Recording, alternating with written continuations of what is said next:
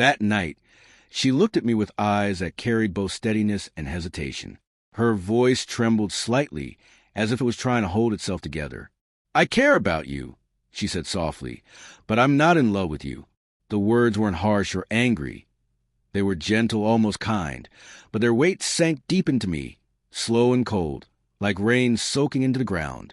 I sat still, hands wrapped loosely around my coffee, and let the silence stretch between us. There were no protests, no desperate questions, no attempts to convince her otherwise, just her truth and my quiet acceptance, sitting side by side at that small cafe table. The dim light softened her face, made her look almost fragile. I could tell she had prepared herself for a storm, expecting anger or pleading. Instead, all I said was, "Thank you for being honest."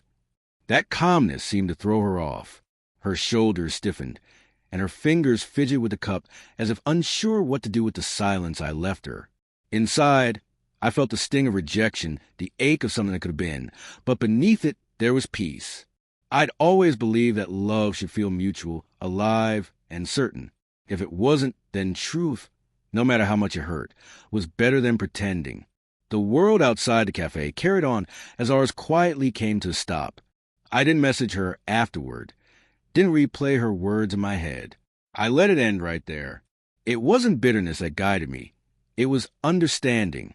Life doesn't pause for heartbreak. It moves forward, even when you're standing still. So I let it move me too. I focus on small things.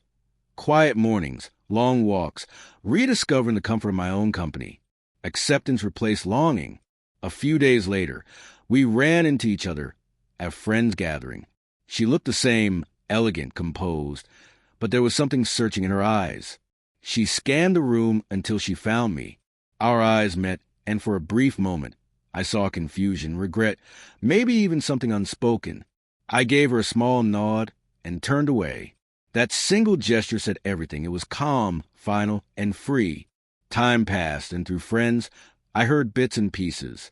She went on dates, but said none of them felt right. She seemed quieter, more distant. Sometimes I'd see her name pop up online, her post shaded with nostalgia. But I didn't respond.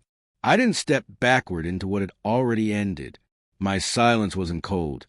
It was self-respect. Weeks later, her messages began. A simple, "Hey, how have you been?"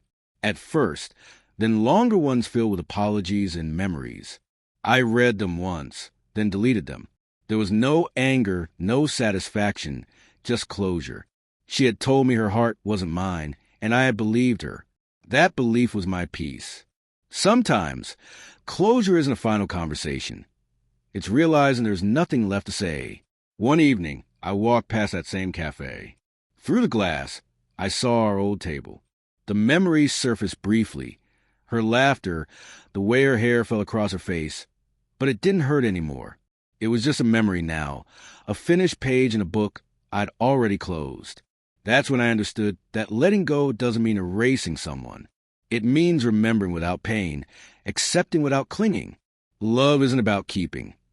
It's about recognizing when something no longer belongs to you and releasing it with grace. Her honesty had been painful, but it freed me. It allowed me to rediscover myself outside of the almost we once were.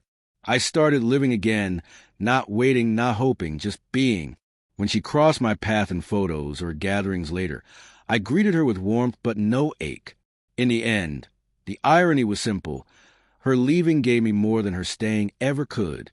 I found peace in knowing who I was without her. Sometimes, love's truest form isn't in holding on. It's in walking away quietly, with dignity, understanding that what's meant for you will never make you beg, and what's not will never remain, no matter how deeply you care.